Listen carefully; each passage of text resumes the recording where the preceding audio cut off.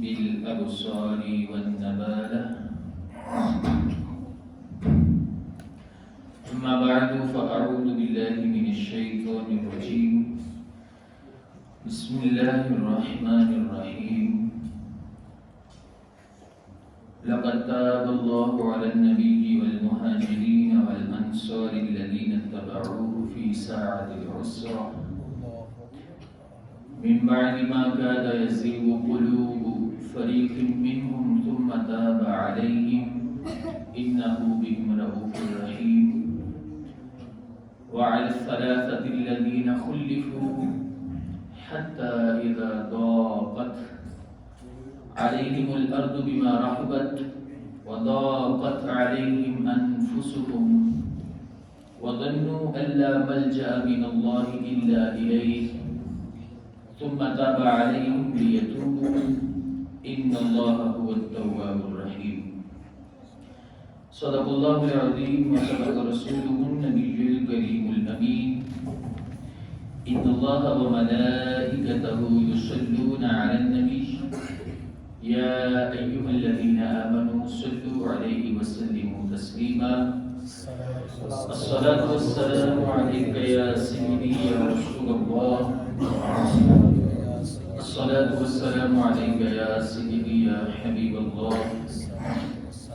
الصلاة والسلام عليك يا سيدي يا نبي الله وعلى آلك وصحابك يا سيدي يا نور الله. مصطفیٰ جان رحمت پہ لاکھوں سلام. شمع بزم ہدایت پہ لاکھوں سلام.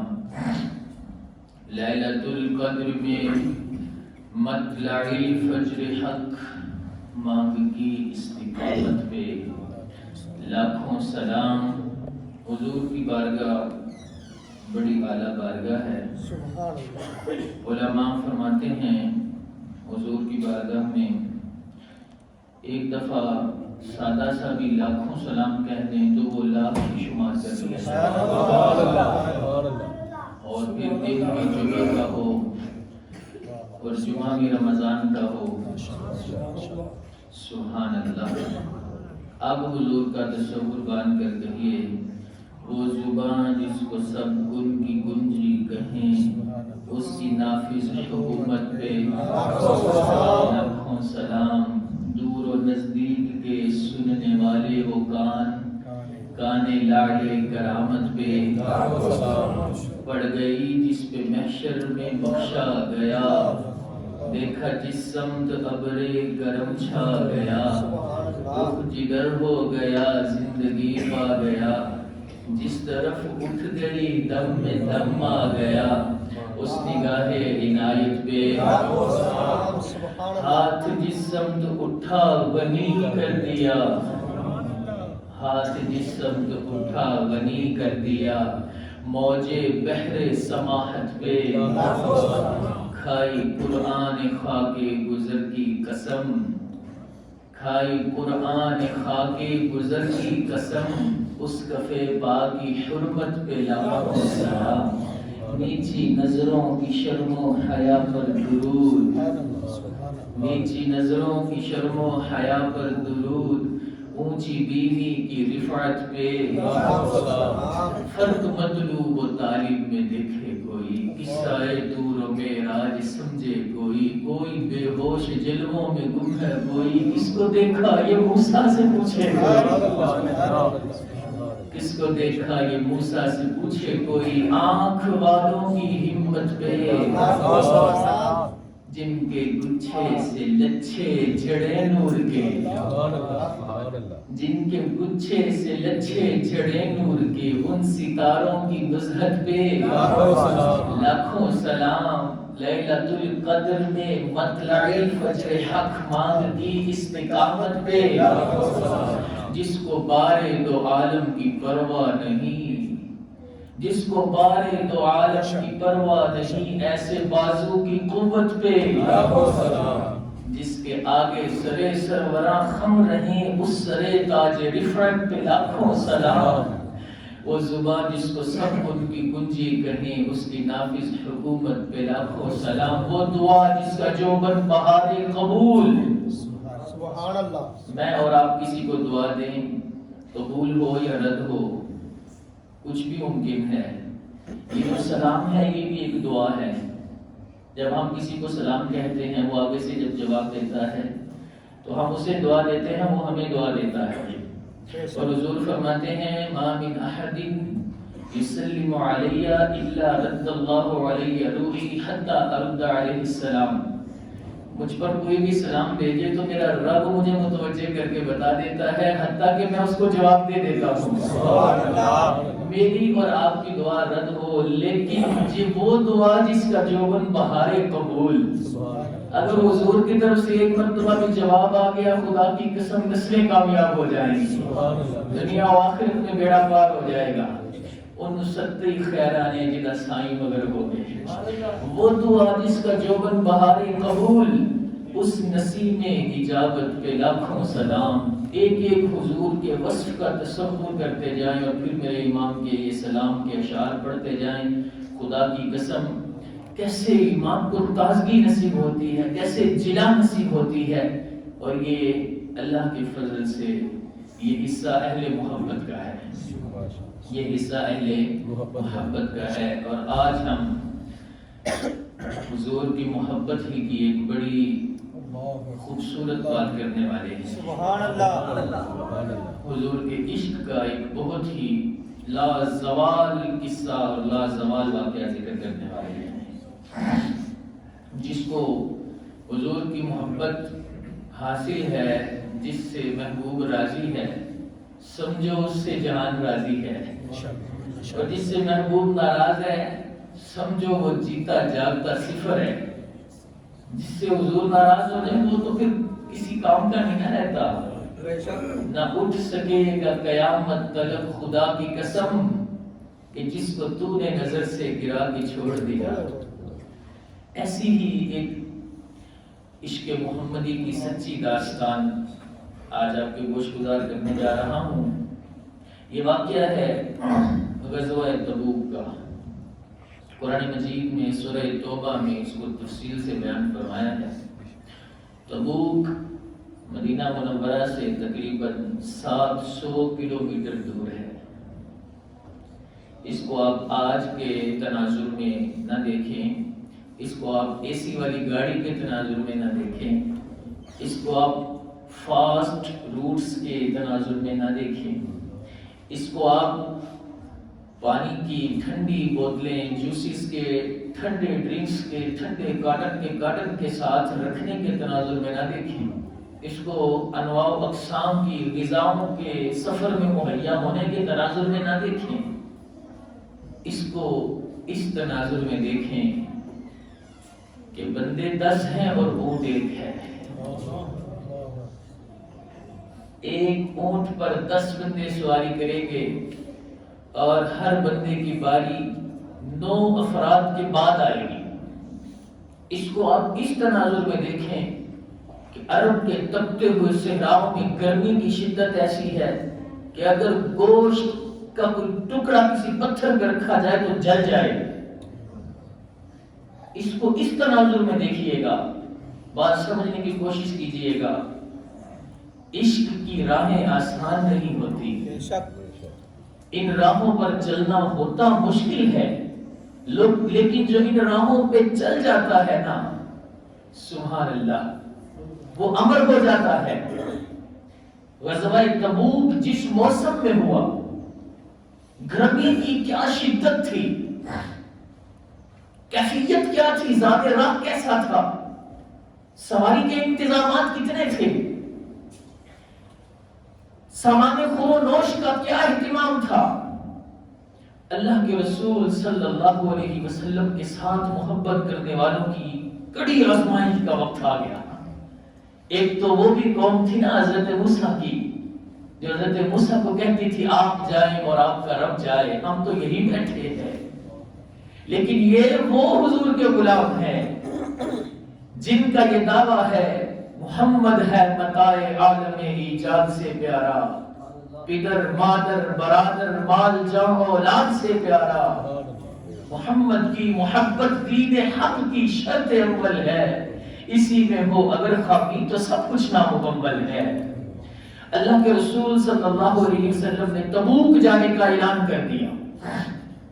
ہجرت کا 9واں سال ہے اور یہ رسول اللہ صلی اللہ علیہ وسلم کا آخری غزوہ ہے.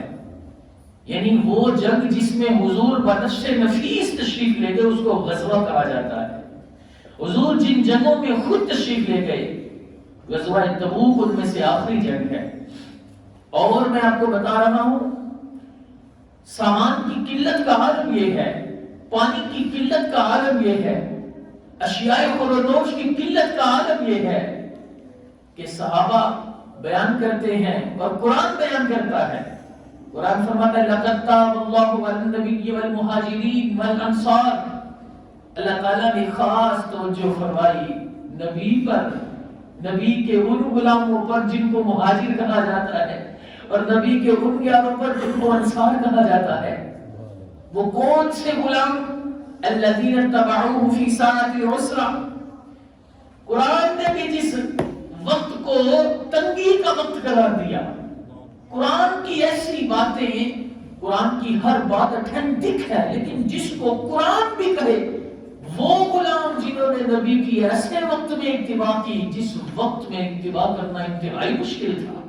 اللہ فرماتا ہے اللہ کی ان پر خاص رحمتیں ہو گئی, اللہ نے ان پر خاص عنایت فرما دی, نبی پر, انصار پر, مہاجرین پر, جنہوں نے تنگی کے وقت میں جس کو جیش عسرت کا نام دیا گیا, تنگی کا زمانہ, تنگی کا غزوہ. اللہ فرماتا ہے ایسی تنگی کے وقت میں محبوب کے پیچھے چلنے والوں پر رب کی رحمت نازل فرما رہا ہے, رب راضی ہو رہا ہے ان سے, رب ان پر اپنی خاص عنایات فرما رہا ہے. اور اللہ فرماتا ہے پھر یہ جو خاص طور پہ یہ جو نظر رحمت ہے, یہ جو خاص طور پر عنایت ہے, یہ جو خاص طور پر یہاں لفظ توبہ کے ہیں, ترجمہ تو ہم محبت بڑے انداز میں کر رہے ہیں نا, لفظ توبہ کے ہیں. علماء فرماتے ہیں توبہ کے لفظ آنے کے پیچھے وجہ یہ ہے کہ تنگی کا زمانہ ایسا تھا. من بعد ما کاد یزیغ قلوب فریق منہم. صحابہ چلتے تو جاتے تھے, حضور کے قدم پر قدم چلے جاتے تھے, جانے قرآن کرنے کے ارادے سے چلے جاتے تھے, لیکن مشکل حالات اتنے تھے کہ بار بار وسوسے آتے تھے, شیطان بار بار پیچھے کھینچتا تھا. ان وسوسوں کو بھی صحابہ اپنے ایمان کے لیے, اپنے معیار عشق کے لیے, اپنے وسوسوں کو بھی, حالانکہ ہم وسوسے آئے تو ہم کہتے ہیں کوئی بات نہیں ہم نے کون سب کر لیا ہے, لیکن وہاں معیار اونچا ہے, وہاں وسوسہ بھی آتا ہے تو اس کو معیار عشق کے منافی سمجھا جاتا ہے. جب ان کو خیالات آتے تھے ہم کس مصیبت میں پڑ گئے, اتنی مشکلات کے لیے کیسے نکل کھڑے ہوئے, لیکن وہ ثابت قدم رہے. اللہ فرماتا ہے ان کی ثابت قدمی رب کو اتنی پسند ہے کہ رب کی رحمت ان کے ساتھ ساتھ چلتی جا رہی ہے. ایسی مشکل کا وقت غزوہ تبوک کا وقت ہے. اللہ فرماتے ہیں ان کو وہ جو ان پر اندیشے تھے وہ اندیشے بھی اونچے لوگوں کی ذمہ داریاں بھی اونچی ہوتی ہیں. اگر شان اونچی ہو تو پھر مجبوریاں اور ذمہ داریاں بھی اونچی ہوتی ہیں. یہ اندیشے بھی ان کو اپنے عشق کے منافی لگے اور ان اندیشوں پر اللہ نے ان کی تسلی فرمائی, فرمایا ہم نے معاف کر دیے, ہم نے معاف کر دیے. اب یہ غزوہ تبوک کا میں نے آپ کو مختصر سا ایک منظر بتایا کہ کیفیت کیسی تھی, تنگی کا زمانہ کیسا تھا, پانی کی عدم دستیابی کا یہ حال تھا کہ حضرت فاروق اعظم رضی اللہ تعالیٰ عنہ دیگر صحابہ بیان کرتے ہیں کہ پانی کی قلت کا یہ حال تھا کہ صحابہ کرام علیہم رضوان بعض اوقات پانی تلاش کرنے کے لیے جب دوسروں کے پاس جاتے, حضرت عمر فرماتے ہیں ہم سخت گرمیوں میں تبوک کی طرف نکلے اور پھر ہم ایک ایسی جگہ ٹھہرے جہاں ہمیں سخت پیاس لگی, حتیٰ کہ ہمیں یہ گمان ہوا کہ اگر پانی نہ ملا تو ہماری گردنیں ٹوٹ جائیں گی. اللہ اکبر, اگر پانی نہ ملا تو ہماری گردنیں ٹوٹ جائیں گی.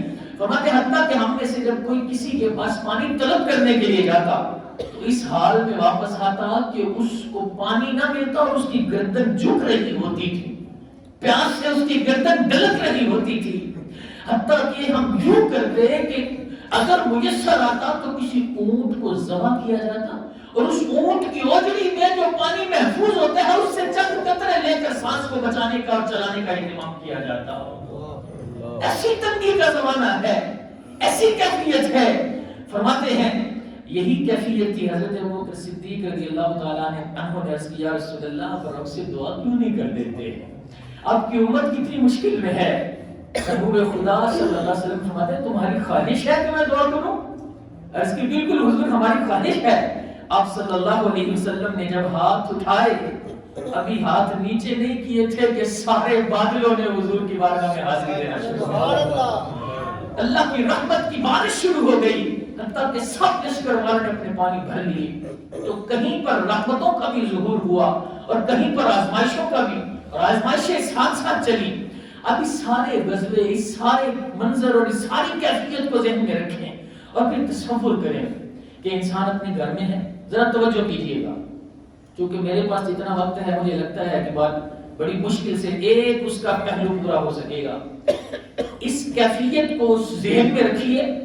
گھر سے نکلنے کے حوالے سے انسان اپنے گھر میں ہے, مدینہ ہے, ٹھنڈی چھاؤں ہے, کھیتی ہے, پھل ہے, فصل ہے, اناج ہے, فصل پکنے کا موسم ہے اور انسان بڑے مزے کی زندگی گزار رہا ہے اور اچانک پیغام آ جاتا ہے تبوک کے لیے نکلنا پڑے گا. اس کیفیت میں بہت سارے نکل گئے, لیکن کچھ ایسے تھے جن کا آج میں خصوصاً آپ کے سامنے ذکر کرنے والا ہوں. 4 طرح کے لوگ تھے غزوہ تبوک کے حوالے سے. 4 طرح کے لوگ تھے. کچھ تو وہ تھے جو اللہ کے رسول کے ساتھ, حضور کے ساتھ عازم سفر ہو گئے اور یہ بہت بڑی تعداد تھی. دوسری قسم وہ تھی جن کے دل میں نفاق کی آگ بری تھی, جو اوپر سے کلمہ پڑھتے تھے لیکن اندر سے پکے کافر تھے, بہانے تراشنے شروع کر دیے. تیسرے وہ لوگ تھے کہ جن کو اللہ کے رسول صلی اللہ علیہ وسلم نے کسی عذر کی وجہ سے, بڑھاپے کی وجہ سے, آنکھوں کی بینائی نہ ہونے کی وجہ سے یا کسی بھی عذر کی وجہ سے اللہ کے رسول نے رخصت دے دی. اور کچھ لوگ وہ تھے کہ جن کی ایسی کوئی مجبوری نہیں تھی لیکن پھر بھی وہ اس غزوے میں شرکت سے محروم رہ گئے. یہ 4 قسم کے لوگ ہو گئے. ایک وہ جو حضور کے قدم بہ قدم ساتھ چل رہے ہیں, سبحان اللہ, جن پر رب کی مہر ہو رہی ہے, رب کی رحمتیں اتر رہی ہیں. دوسرے وہ جو مجبور ہیں, جا نہیں سکتے, جو حضور کے ساتھ چل نہیں سکتے, چاہتے ہیں لیکن ان کے حالات ان کو اجازت نہیں دیتے. اور تیسرے وہ منافق ہیں کہ جو بہانے بنا کر حضور سے پیچھے رہنا چاہتے ہیں. اور چوتھے وہ لوگ ہیں جو منافق بھی نہیں, مجبور بھی نہیں, لیکن ساتھ جانے کے حوالے سے ان سے کوتاہی ہو گئی. اب یہ جو ساتھ جانے کے حوالے سے جن سے کوتاہی ہو گئی نا, ان میں سے پھر 2 گروہ بن جاتے ہیں. اور وہ 2 گروہ بنتے ہیں حضور کے پاس جا کر, جب حضور غزوے سے واپس آ گئے تو حضور کے پاس جا کر اپنا مسئلہ بیان کرنے میں 2 بنتے ہیں. ایک وہ 10 افراد جو جلدی گئے اور جا کر کہا حضور معاف کرتے ہیں, غلطی ہو گئی, کوئی وجہ نہیں تھی, نہ چاہتے ہوئے بھی یوں ہو گیا, اللہ کے رسول نے معاف فرما دیا. اور ان کے بارے میں بھی فرمایا کہ ان میں سے کچھ لوگ وہ تھے جنہوں نے اپنے آپ کو مسجد کے ستونوں سے باندھ لیا, جن میں حضرت ابو لبابہ بھی تھے, اور مسجد کے ستونوں سے خود کو باندھ کر اعلان کر دیا جب تک رب کا رسول راضی نہیں ہوگا یہاں سے نہیں جائیں گے. حضور نے پوچھا یہ کون لوگ ہیں؟ بتایا گیا حضور یہ وہ لوگ ہیں جو آپ کے ساتھ شریک سفر نہیں ہو سکے, اور یہ اس کوتاہی پر نادم اور شرمندہ ہے, اور یہ اپنے آپ کو مسجد کے ستونوں کے ساتھ باندھ کر توبہ کر رہے ہیں, معافی مانگ رہے ہیں. رسول اللہ نے فرمایا میں بھی خدا کی قسم تب تک معاف نہیں کروں گا جب تک رب معاف نہیں فرمائے گا. لیکن رب نے کرم کیا اور ان کو معاف کر دیا. وہ 6 تھے یا 7 تھے جن میں حضرت ابو لبابہ موجود تھے. یہ وہ لوگ تھے جو جلدی آ گئے, لیکن میں آج خاص طور پہ ان کا ذکر کروں جنہوں نے واپسی حضور کے سامنے آنے میں بھی تاخیر کی. وہ 3 لوگ تھے. وہ کتنے لوگ تھے ٹوٹل کتنے, یعنی ٹوٹل اگر دیکھیں تو 5 حصے بن گئے غزوہ تبوک کے حوالے سے. بہت بڑا صحابہ کا حصہ جو حضور کے ساتھ قدم بہ قدم جا رہا ہے. دوسرے وہ معذور لوگ جو حضور کے ساتھ جانے کی اہلیت نہیں رکھتے. تیسرے وہ منافق لوگ جو جان بوجھ کر بوجہ کفر و نفاق حضور کے ساتھ شامل سفر نہیں ہوئے. چوتھے وہ جو منافق نہیں ہے لیکن کوتاہی ہوئی اور حالات نے ان کو حضور کے ساتھ جانے کے لیے تیار نہ کیا اور وہ ان میں سے کچھ واپسی پر آ کر جلدی جلدی معافی مانگنے لگے خود کو مسجد کے ستونوں کے ساتھ باندھ کر. اور کچھ وہ تھے جو آئے تو صحیح لیکن معافی مانگنے میں بھی کیا کر گئے؟ تاخیر کر گئے. اللہ تعالیٰ کیا فرماتا ہے؟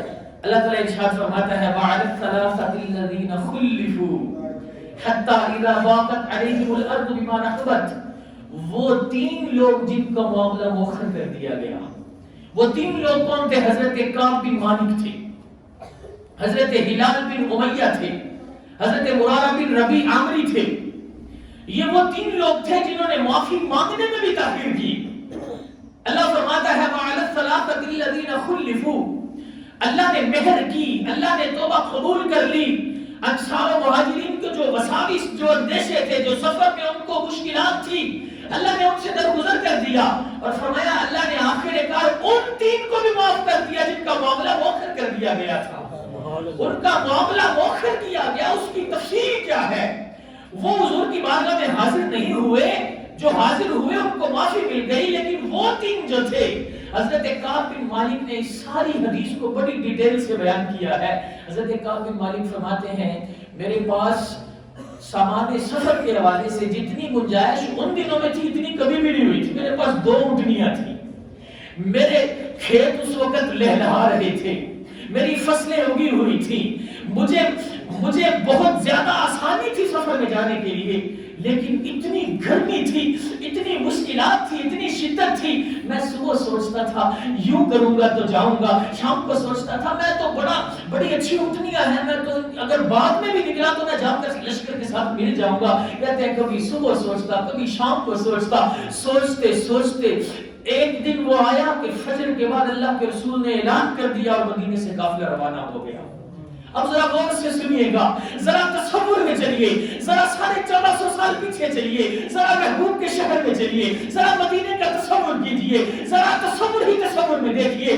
اللہ کے رسول صلی اللہ علیہ وسلم اپنے صحابہ کا ایک لشکر لے کر 30,000 کے قریب اپنے غلاموں کو لے کر مدینے سے نکل رہے ہیں. گرمی کہتی ہے کہ جتنا میں آج شدت برساؤں گی اتنا کبھی نہیں برساؤں گی. بھوک کہتی ہے میں بھی ساتھ ہوں, پیاس کہتی ہے میں بھی ساتھ ہوں. لیکن حضور کے غلام حضور کے ساتھ اپنی جانیں قربان کرنے کے لیے تیار ہے. اور ایک غلام گھر میں بیٹھا سوچ رہا ہے میں ساتھ مل ہی جاؤں گا, میں ساتھ مل ہی جاؤں گا. میرے پاس تو اونٹنیاں بہت اچھی ہیں, میرے پاس تو سواری بہت اچھی ہے, میرے لیے تو مشکل ہی نہیں ہے. اس کیفیت میں سوچ بچار میں کتنے دن گزر گئے, آخر کار قافلہ پہنچ کر گیا.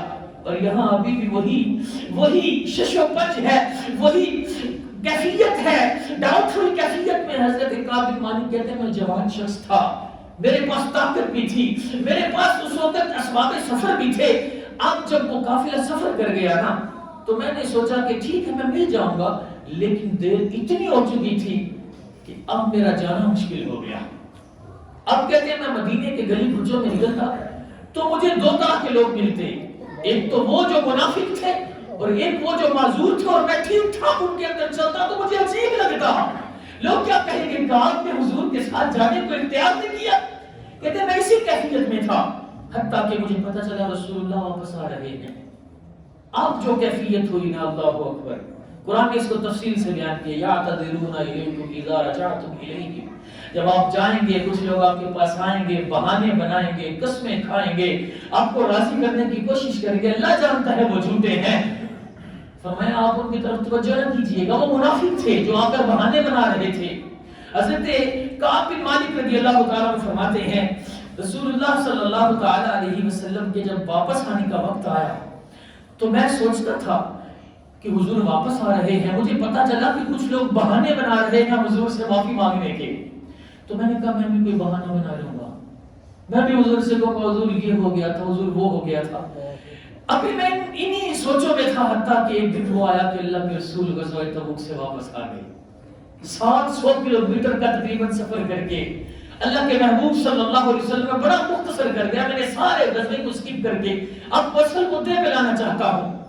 حضرت کعب بن مالک فرماتے ہیں حضور واپس آ گئے اور مجھے خبر پہنچی کہ لوگ جہاں کر حضور کا انداز مبارک یہ تھا، جب سفر سے واپس آتے تو سب سے پہلے رب کے گھر میں حاضر ہوتے، مسجد میں جا کر بیٹھتے، 2 رکعت نماز ادا کرتے، اپنی نشست پر تشریف ہوتے، لوگوں سے ملاقات کرتے۔ کہتے مجھے پتا چلا کہ حضور مسجد میں بیٹھے لوگوں نے جا کے اپنے اپنے آزار بیان کرنے شروع کر دیے۔ 80 لوگ تھے جنہوں نے جا کے کہا یہ ہو گیا وہ ہو گیا۔ حضور نے کہا ٹھیک ہے جاؤ۔ حضور نے کسی کو کچھ نہیں کہا۔ جھوٹ بولنے والے حضور کے پاس جا کر جھوٹے بہانے بنا کر بظاہر جناب معافی لے کر واپس چلے گئے۔ کہتے ہیں میں لوگوں سے مشورے کر رہا تھا کہ مجھے کیا کرنا چاہیے، لیکن جب مجھے پتا چلا حضور آ گئے میرے ذہن سے سب کچھ معاف ہو گیا، مجھے کوئی بہانہ یاد نہ رہا، مجھے سب کچھ بلا دیا گیا اور میں نے دل میں پکا ارادہ کر لیا کہ میں رسول اللہ کی بارگاہ میں سچ بولوں گا، میں کوئی غلط بات نہیں کروں گا۔ اور یہ وہ سچ ہے، آپ فرمایا کرتے تھے میں نے زندگی میں جتنی آزمائش اس سچ کی وجہ سے اٹھائی ہے، میں نے کبھی آزمائش اتنی نہیں اٹھائی، لیکن مجھے اپنی زندگی کا یہ سچ ہر عمل سے زیادہ محبوب ہے، کیونکہ جنہوں نے بہانے بنا کر جھوٹ بول کے حضور سے معافیاں مانگی تھی، حضور کو تو پتا تھا، حضور نے ان کے ظاہر کو دیکھا، باطن کو اللہ کی سپرد کر دیا۔ حضرت کعب فرماتے ہیں میں نے حضور کے سامنے جھوٹ نہیں بولا، میں نے جا کے حضور کو ساری بات سچی سچی بتا دی۔ وہ سب لوگ آ کر بہانے بنا رہے تھے اور معافی مل گئی تھی۔ جب میں گیا تو حضور نے ایسے مجھے تھوڑا سا مسکرا کے دیکھا جیسے کوئی ناراض شخص کسی کو نہیں دیکھتا۔ پھر حضور نے پوچھا کعب تمہارا کیا معاملہ تھا؟ میں نے ساری بات حقیقت کر کے حضور کے سامنے رکھی۔ میں نے کہا حضور کوئی وجہ نہیں تھی، میرا کوئی عذر نہیں تھا۔ حضور نے فرمایا تو نے سچ بولا ہے، رب فرماتا ہے اس کے معاملے کو مؤخر کر دو، اس کے معاملے کو مؤخر کر دو۔ اب آپ تصور کیجئے ایک جماعت کی جماعت آ رہی ہے، بہانے بنا رہی ہے اور معافی لے کر جا رہی ہے، اور ایک شخص ہے جس کے معاملے کو حضور کی بارگاہ میں مؤخر کیا جا رہا ہے۔ دل پہ کیا بیت رہی ہے؟ نفس کہتا ہے جھوٹ بولو، بہانہ بناؤ، جان چھوٹ جائے گی، لیکن عشق کہتا ہے آج جھوٹ بول لو گے، کسی دنیا دار کے سامنے بولو گے، ہو سکتا ہے پتہ نہ چلے، لیکن یہ وہ نبی ہے جس کو رب ہر غیب کی اطلاع عطا فرما دیتا ہے۔ ان کے سامنے جھوٹ بولو گے پھنس جاؤ گے۔ آپ فرماتے ہیں میں شکر کرتا ہوں اللہ نے مجھے سچ بلوایا، 50 دن تک اللہ کے رسول نے بات نہیں کی کعب سے۔ آپ ذرا تصور کیجئے رب کا رسول ناراض ہو گیا اور پورے مدینے میں اعلان کر دیا گیا کوئی بندہ کعب سے بات نہیں کرے گا۔ حضرت کعب، حضرت ہلال، حضرت مرارہ بن ربیع، یہ 3 لوگ تھے۔ حضور کا اعلان ہو گیا ان سے کوئی بندہ بات نہیں کرے گا، ان سے کوئی بندہ تعلق نہیں رکھے گا۔ دل پہ کیا بیتتی ہوگی؟ جھوٹے لوگ بہانے بنا کر موج اڑا رہے ہیں، مزے اڑا رہے ہیں، اور مدینے میں کوئی بات کرنے والا نہیں ہے حضرت کعب سے، بلکہ حکم تو یہاں تک ہوا جب آپ نے دیکھا نا کہ وہ لوگ جھوٹے بہانے بنا کے بچ گئے تو آپ کے پاس کچھ لوگ آئے اور آ کر کہنے لگے یار تم کیوں نہیں جھوٹا کوئی بہانہ بناتے، تم کو بھی معافی دے دی جائے گی۔ کہتے ہیں ایک دفعہ تو میرا دل ڈول گیا، میرا دل ڈول گیا، میں نے کہا ٹھیک ہے میں بھی جاتا ہوں، جا کے میں بھی کوئی بہانہ بناتا ہوں، حضور سے میں بھی معافی مانگ لیتا ہوں۔ لیکن پھر میں نے کہا یار یہ بتاؤ میرے جیسا کوئی اور بھی ہے، کسی اور کا بھی معاملہ مؤخر کیا گیا؟ مجھے کہا گیا 2 بندے اور ہیں، ایک ہلال بن امیہ ہے، ایک مرارہ بن ربیع ہے۔ کہتا میں نے کہا نہیں، اگر میرے جیسا کوئی اور بھی ہے تو پھر دیکھو رب کیا کرتا ہے۔ اب کہتے ہیں ہم 3 لوگ ہیں، وہ دونوں جو تھے وہ تو بوڑھے شخص تھے، وہ تو اس دن سے اپنے گھر میں ایسے پڑے باہر نہیں نکلے، سارا دن روتے ہیں، ساری رات روتے ہیں۔ دعا مانگیا کرو سنگیو کتے مرشد نہ رس جاوے، جناتے پیر رس جاتے ہو جوتے بھی مرے رہتے۔ یہ وہ مرشد ہے جو موسیٰ کے بھی مرشد ہیں، جو ابراہیم کے بھی مرشد ہیں، جو اسماعیل کے بھی مرشد ہیں، جو کائنات کے مرشد ہیں، جن کی رضا کو رب اپنی رضا فرماتا ہے۔ وَلَسَوْفَ يُؤْتِيكَ رَبُّكَ فَتَرْضَىٰ، سارا زمانہ رب کو راضی کرتا ہے، انبیاء رب کو راضی کرتے ہیں، اولیاء رب کو راضی کرتے ہیں، دنیا رب کو راضی کرتی ہے، غوث قطب اقدام رب کو راضی کرتے ہیں۔ رب فرماتا ہے وَلَسَوْفَ يُؤْتِيكَ رَبُّكَ فَتَرْضَىٰ، محبوب سارا جہان مجھے راضی کرتا ہے، میں تیری رضا طلب فرماتا ہوں۔ یہ وہ محبوب ہے۔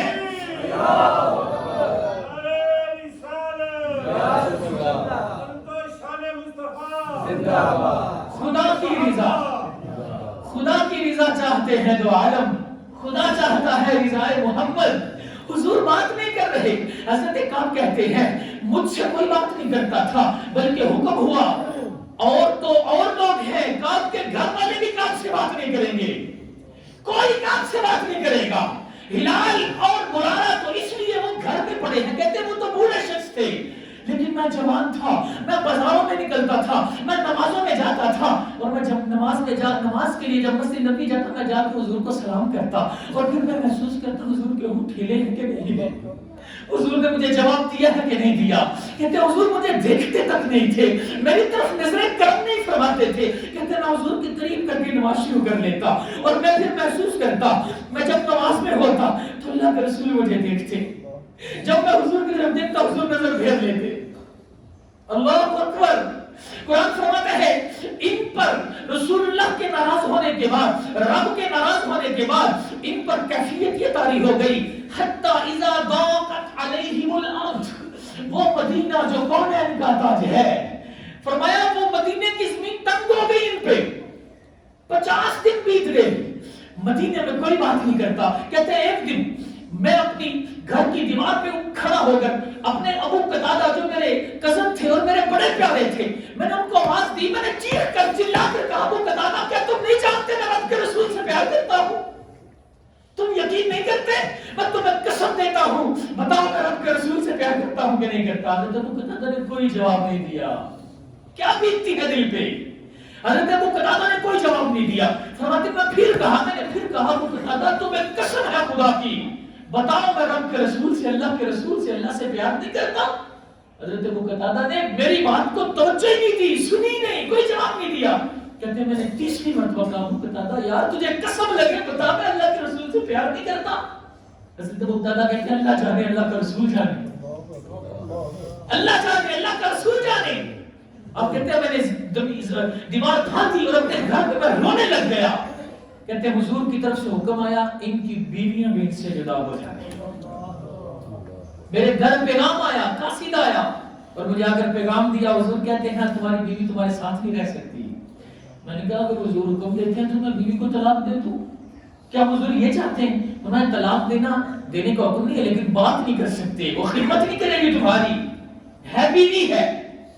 حضرت کعب بن مالک فرماتے ہیں میں نے اس کو میکے جانے کا, میں نے کہا میکے بھیج دو, کہا جو بھی ہو وہ تم اس کے قریب نہیں جا سکتے. اچھا انہی دنوں میں جو دوسرے تھے ان میں سے ایک بزرگ جو تھے انہوں نے حضور کی بارگاہ میں پیغام بھیجا, حضور میں بڑا بوڑھا ہوں. ان کی زوجہ نے کہا حضور یہ تو کچھ نہیں کر سکتے, اگر میں ان کو کھانا بھی نہیں کھلاؤں گی, اتنے بوڑھے ہیں, اگر آپ اجازت دیں تو میں ان کو کھانا تو دے دیا کروں. حضور نے ان کو اجازت دی تو لوگوں نے حضرت کعب کو کہا تم بھی اجازت لے لو. فرمایا وہ تو بوڑھے تھے, میں جوان ہوں, اگر میں نے اجازت دی اور رب کے محبوب نے منع کر دیا تو میرے دل پہ کیا بیتے گی. کہتے حتی اذا ضاقت علیہم الارض بما رحبت, فرمایا اتنی وسیع زمین ان پہ تنگ ہو گئی, اور صرف زمین ہی نہیں, وضاقت علیہم انفسہم, خود ان کی جان ان پہ تنگ ہو گئی, ان کی سانس نکلنا مشکل ہو گیا. فرماتے ہیں کہ ایک دن میں بازار میں جا رہا تھا, ملک شام کا ایک تاجر لوگوں سے پوچھ رہا تھا یار کعب کا پتہ کسی کو, کوئی کعب کو جانتا ہے؟ تو کہتے ہیں میں جا رہا تھا, لوگوں نے میری طرف اشارہ کیا, کہا اس کو کعب کہتے ہیں, مجھے نہیں بلایا کسی نے, بات کوئی کرتا ہی نہیں تھا. مدینہ بڑا پڑا ہے لیکن کعب اکیلا ہے مدینے میں, کیونکہ رب کا رسول ناراض ہے, رب ناراض ہے. کہتے ہیں اس تاجر شخص نے جب میرے بارے میں پوچھا, لوگوں نے کہا یہ کام ہے, اس نے مجھے ایک خط دیا غسان کے بادشاہ کا, جس میں لکھا تھا ہمیں پتہ چلا ہے کہ تمہارے دوست نے تم پہ بڑا ظلم کیا, تم سے ناراض ہو گئے, تم ایسا کرو ہمارے پاس آ جاؤ, کیا چاہیے ہم دیں گے. آئے ایمان کے سودے لگ گئے, ایمان کے سودے لگ گئے. اس کافر بادشاہ کا خط دیکھا کعب نے, دل پہ بجلیاں ٹوٹ گئیں, اب میرے ایمان کے بھی سودے لگیں گے, رب مجھ سے اتنا ناراض ہو گیا, اللہ کے رسول مجھ سے اتنے ناراض ہو گئے. اس نے کہا تم ہمارے پاس آؤ, تمہیں سب کچھ ملے گا, چھوڑ دو تم مدینے کو, چھوڑ دو محمد کو, ہمارے پاس آ جاؤ, آؤ ہمارے دین میں آ جاؤ, آؤ ہمارے ساتھ چلو, جو چاہو گے دیں گے. فرماتے میں نے وہ خط پکڑ کے تندور میں پھینکا, میں نے کہا میرے ایمان کے بھی سودے ہونے لگ گئے. میں مختصر کرتا ہوں. حضرت کعب سے کوئی بات نہیں کرتا, حضرت کعب سے کوئی ہنستا نہیں, حضرت کعب کی کوئی بات سنتا نہیں, حضرت کعب کی بات کا کوئی جواب نہیں دیتا. حضرت کعب بڑے مدینے میں اکیلے ہیں, رسول اللہ کے پاس جاتے ہیں, حضور سلام کا جواب نہیں دیتے. حضور کے پاس جا کے کبھی حضور کو دیکھنے کی کوشش کرتے ہیں, حضور نظر پھیر دیتے ہیں. اللہ اکبر. کہتے ہیں 40 راتوں کے بعد 10 دن ایسے گزرے کہ بیوی بھی بات نہیں کر رہی, گھر والے بھی بات نہیں کر رہے. کہتے ہیں 50واں دن تھا, 50واں دن تھا, اور میں اپنی گھر کی چھت پہ بیٹھا نماز فجر پڑھ رہا تھا, اور ادھر مسجد نبوی میں رب نے قرآن نازل فرما دیا. یہ وہ سچ ہے. حضرت کعب ساری زندگی اس سچ پہ فخر کیا کرتے تھے. کہتے ہیں اگر میں جھوٹ بول دیتا, مجھے پتا تھا بظاہر میں نے بچ جانا تھا, لیکن بعد میں جھوٹ بولنے والوں کی جتنی مذمت قرآن نے نازل کی, کہتے میں رب کا شکر ادا کرتا ہوں. میں نے 50 دن ایسے گزارے کہ جیسے میری سانس میرے حلق میں اٹکی ہوئی ہے, لیکن خدا کا شکر ہے کہ آخر کار رب نے مجھ سے اپنی رضا کو پسند فرمایا. کہتے میں اپنے گھر کی چھت پہ بیٹھا نماز پڑھ رہا تھا, اور مدینے میں مسجد نبوی میں قرآن نازل ہو رہا تھا, اور قرآن فرما رہا تھا وَعَلَى الثَّلَاثَةِ الَّذِينَ خُلِّفُوا, وہ 3 جن کا معاملہ مؤخر کیا تھا, رب نے ان کی بھی توبہ کو قبول فرما لیا. رب نے ان کو بھی معاف فرما دیا.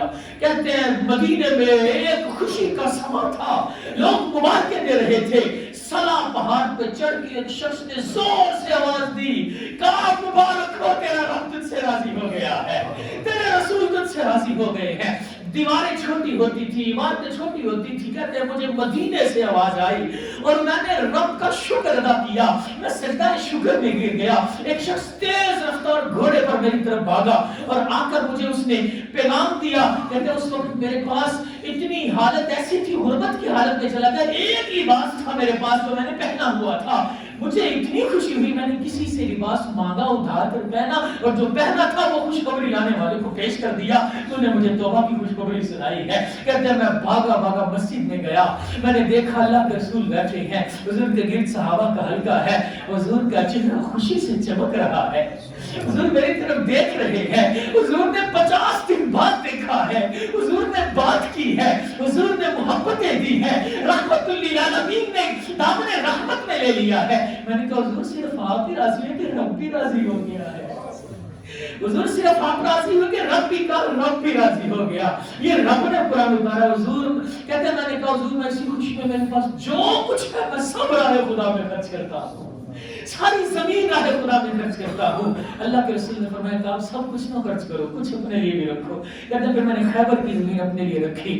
کہتے ہیں میں ساری زندگی رب کا شکر ادا کرتا رہوں اس سچ پر جو سچ مجھے اتنی مشکل میں ڈال گیا, لیکن خدا کے رسول کی محبت مجھے نصیب ہو گئی, اللہ کا پیار مجھے نصیب ہو گیا. جھوٹ بولنے والوں کو منافق قرار دیا گیا, ان سے ایمان کی دولت کو چھین لیا گیا, اور میں نے سچ بولا تھا.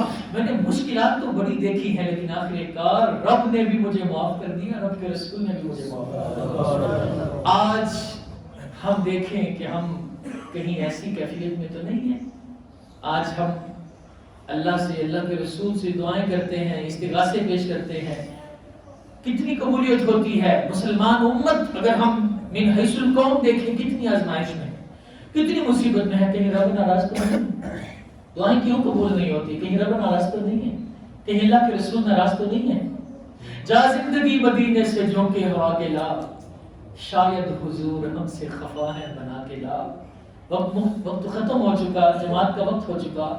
صرف عرض یہ کرنا چاہتا ہوں کہ ہمیں اپنے اعمال پہ غور کرنا چاہیے. اللہ کا رسول اگر ناراض ہو گیا, نہ رب ناراض ہو گیا, خدا کی قسم نہ دنیا نہ آخرت کچھ بھی ہمارے کام نہیں آنے والا. جس سے اللہ اس کا رسول ناراض ہو جاتا ہے وہ کبھی بھی پھر کامیاب نہیں ہو سکتا, اور جس سے اللہ اور اس کا رسول راضی ہے, نہ خدا کی قسم وہ جتنا بظاہر مخلوق الحالی کیوں نہ ہو, لیکن وہ رب کی رحمتوں کا حقدار ہوتا ہے. اللہ کی رحمت اس کے ساتھ ساتھ ہوتی ہے. آئیے رب کو راضی کیجیے, اللہ کے رسول سے معافی مانگیے, اللہ سے معافی مانگیے, اپنی خطاؤں پر نادم ہو جائیے, اور اللہ کے رسول سے معافی مانگیے اور رضا مانگیے. یقیناً جس دن رب اور رسول راضی ہو جائیں گے تو رحمتیں بھی ہماری طرف مقدمہ شروع ہو جائیں گی, وگرنہ حضور کا در چھوڑ کر ہم کبھی بھی دنیا میں کامیاب نہیں ہو سکتے. آج ہم بڑے مجبور ہیں, میں بڑی اس پر تفصیل سے بات کر سکتا ہوں. یہ 2 دن پہلے ہم نے گفتگو کی تھی درس قرآن، جو فجر کا درس قرآن تھا، اس میں ہم نے اسی موضوع پر فلسطین کا موضوع چھڑ گیا، تو اس پر ہم نے بات کی کہ آج مسلمان کس کیفیت میں ہیں. غور کریں کہ اللہ اور اللہ کا رسول ناراض تو نہیں ہے. دعا کریں اللہ سے، اور دعا کریں کہ دعا منگیا کرو سنگیو کدے مرشد نہ رس جاوے، جنہاں دے پیر رس جاندے اور جیوندے بھی مرے رہتے. ہمارے پیر سب سے بڑے پیر اللہ کے محبوب ہیں. رسول خدا صلی اللہ علیہ وسلم سے راضی رہیں تو خدا کی قسم پھر سب خیر ہے. اور اگر ان ہستیوں نے ہمیں، اگر ان ہستیوں سے ہم دور ہو گئے تو پھر ہم کہیں کے نہیں رہیں گے. اس پر توجہ ضرور کرتے رہیں اور اللہ سے دعا بھی کرتے رہیں، نیکی بھی کرتے رہیں. یہ شاید مسجد کے لیے دیے ہیں جی، اللہ تعالیٰ قبول فرمائے. اور بھی کوئی دینا چاہیں تو وہ بعد میں الگ سے جو ہے وہ دے دیجیے گا. جولی میں تعمیر کے لیے آپ پیسے نہیں ڈالیے گا، جیسا کہ میں نے کسی دفعہ بھی عرض کیا تھا کہ ہم اعلان نہیں کریں گے. اگلے جمعے انشاءاللہ آپ کو موقع دیں گے. لیکن اگر آپ نیت کر کے آئے ہیں، آپ ارادہ کر کے آئے ہیں، آپ لے کر آئے ہیں، مجھے پکڑا دیں، افتخار بھائی کو پکڑا دیں، عمر بھائی کو پکڑا دیں، کسی بھی ہمارے ذمہ دار کو یہاں پکڑا دیں، یا بعد میں ہمیں بتا دیں تاکہ آپ کی نیت کا بھی آپ کو اجر دے. ماشاءاللہ غلام قادر صاحب بھی اٹھ گئے، میرے گھر کو ریاضی کتنے ہیں 50,000 روپے انہوں نے پیش کر دیا. ماشاءاللہ اللہ تعالیٰ قبول فرمائے. سبحان اللہ.